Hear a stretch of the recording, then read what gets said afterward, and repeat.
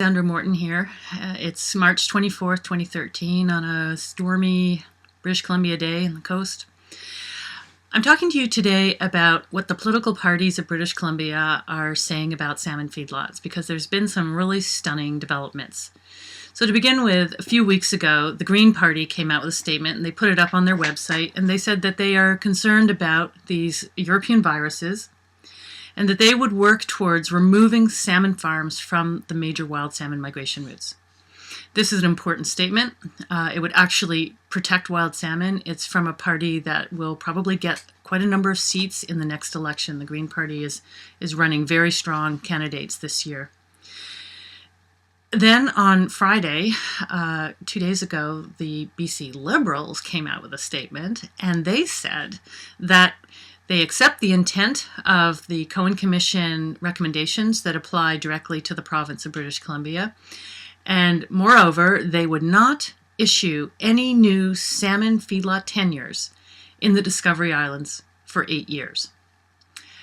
Wow. Well, I mean, this statement to the wild salmon really is not that meaningful, because the farms that are there are already a problem. And I don't think that the Norwegian companies actually have any wish to get new sites in that area. They seem to be keeping their farms empty there right now. I don't know what kind of problem they might have, but what this statement did is two things. One, the Liberals are a party that are desperate for anyone in this province to like them and potentially vote for them, and they felt that they would win favor with British Columbians by saying they're going to restrict this industry. They must have done some polling and understand how people are beginning to feel about this industry, or how they have felt about this industry for a long time. The second thing that the BC Liberals did is they made it very, very clear who is the landlord of this industry. It's the province. They said they would not grant any new tenures. So there has been confusion about this. They cleared it up. They also triggered quite a response from the BC NDP. So Saturday morning, Rob Fleming, the BC NDP environment critic, went on to CBC Radio, and he said the NDP would initiate a review of the issue, including looking at banning open net fish farms along key wild salmon migration routes. Wow. Okay, so that is a very, very significant statement, a very strong statement. I would like to see the NDP put out a press release on that, or put it up on their website somewhere so we could link to it and we could be sure that they really meant this. It wasn't just an off-the-cuff remark, because if they did that, along with the Green Party supporting that, and the BC Liberals apparently are no friends to fish farmers right now either, we could really start restoring wild salmon. I mean, the potential is enormous here. Imagine that we really got to work and we linked together all of the groups that are already out there in the field. The First Nations fisheries, the stream keepers, the academic universities, the high schools, all of the people that are out there in the rivers.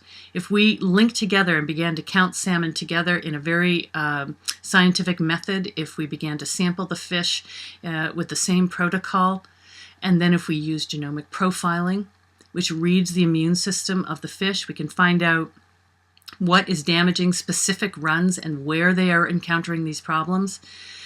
And then we take that information directly back to society and we say, you know what? Your fish are having a problem right here, and it's with high water temperature, or it's with viruses, or it's with pollutants.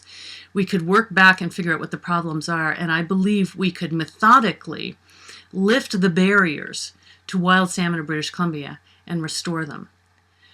And I know a lot of the fish farmers are probably very concerned about what's happening to their industry, but you need to know that you are just the guys we need for this kind of work. You're living out in extremely remote and rugged conditions on these farm sites. You operate boats, you know salmon. So this would include you, and I would really support and pressure the government to produce a transition package for the fish farm workers. There's not that many of you. It can be done. So I want to thank everybody for the pressure that you've put on your candidates, on the political parties. This is because of you. We do live in a great democracy, and you have picked up the reins, and you have told your candidates and your politicians what you want. And I am hoping that we can hold them to this. Whoever gets elected, when they begin to tell this very aggressive industry, you're going to have to get off the migration routes, we, the people, need to stick with our politicians. We can't just throw them to the wolves. We have to stick with them every step of the way and support them in this.